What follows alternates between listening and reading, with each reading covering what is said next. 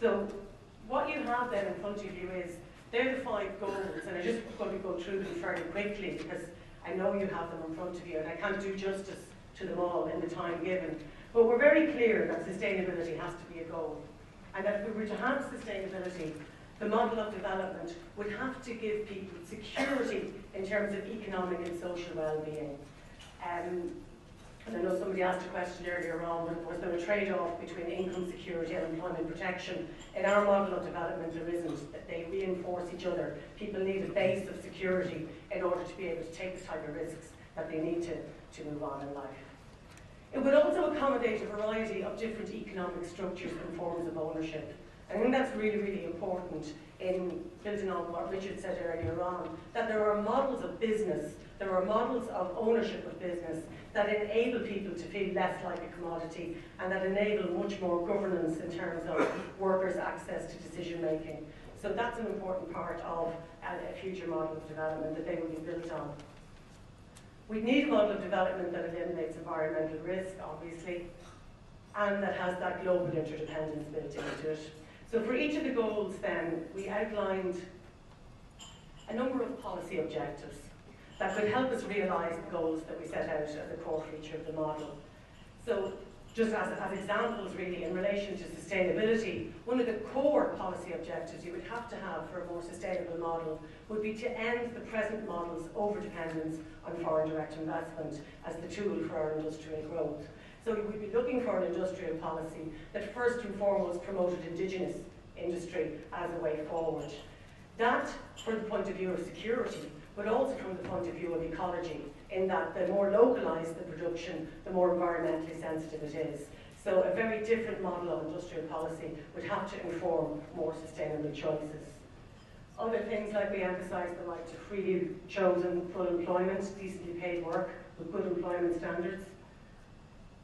That profit would be more fairly shared, both between workers and business, but also across the generations in terms of a decent pension system and child income support system.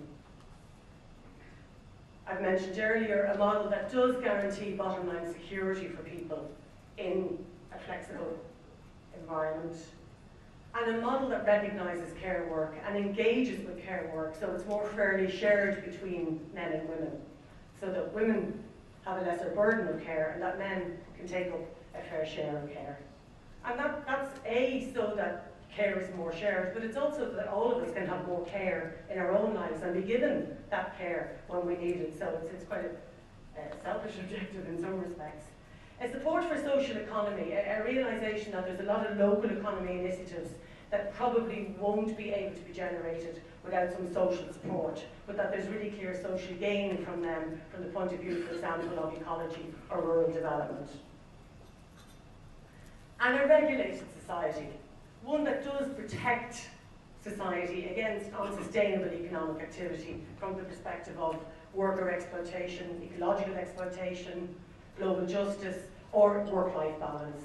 So one that really does regulate the economy, protects us from its excesses, and then global distribution of that wealth being part of the policy objective.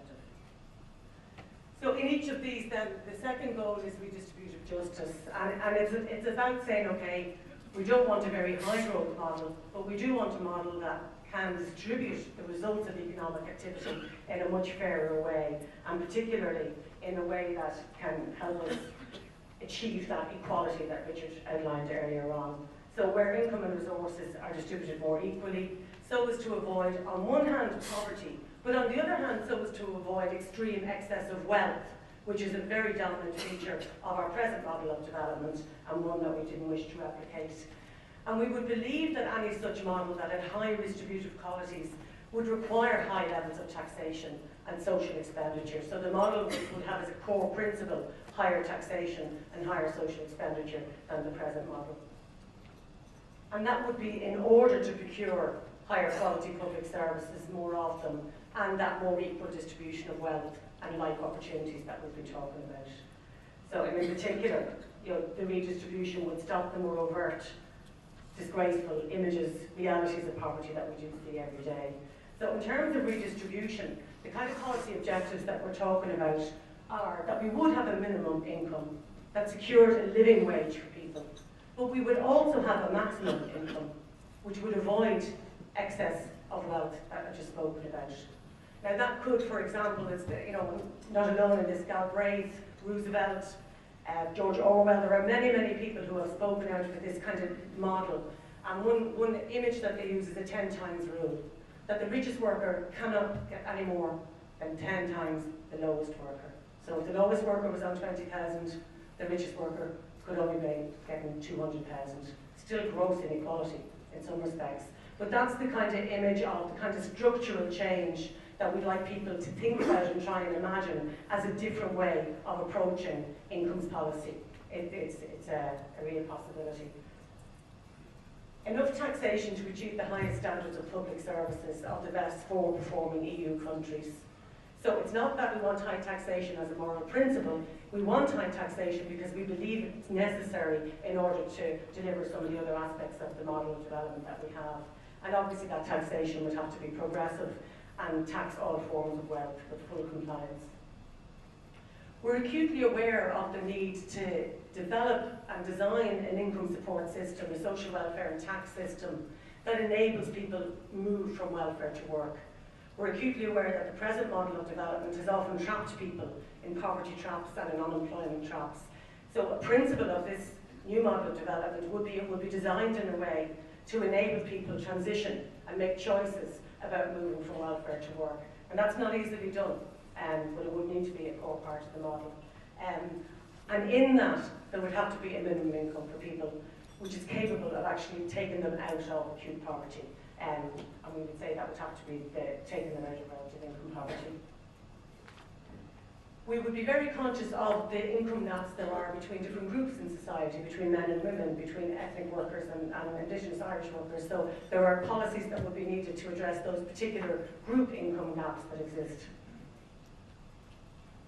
And finally, we are acutely aware of how many of our most wealthy still evade paying taxes, legally or otherwise, and the need to redesign the tax system to challenge that at the very basis of it. Goal number 3 is that quality public services that we spoke about. And here we're looking for a model of development which prioritises, invests in and develops simply high quality public services. And we're going out of our way to say this, that it's positively public, that there is something about the public ownership of core services which everybody needs that's a very fundamental aspect of a model of development. So the kind of things that we would be looking for is public sector reform, but with a bottom line commitment to that public sector delivery. We do believe that they should be efficient and effective, of high quality, and delivered with legal minimum standards. And there would be quite a job of reform to achieve that, but it's a commitment to the public services, I believe, that could achieve the reform, because the bottom line is very clear that there is a real commitment to those public services. In particular, we're stressing that there should be publicly funded universal access to education, health and care services. And we don't believe that the state should fund, through tax incentives or otherwise, people to get additional access to those types of services.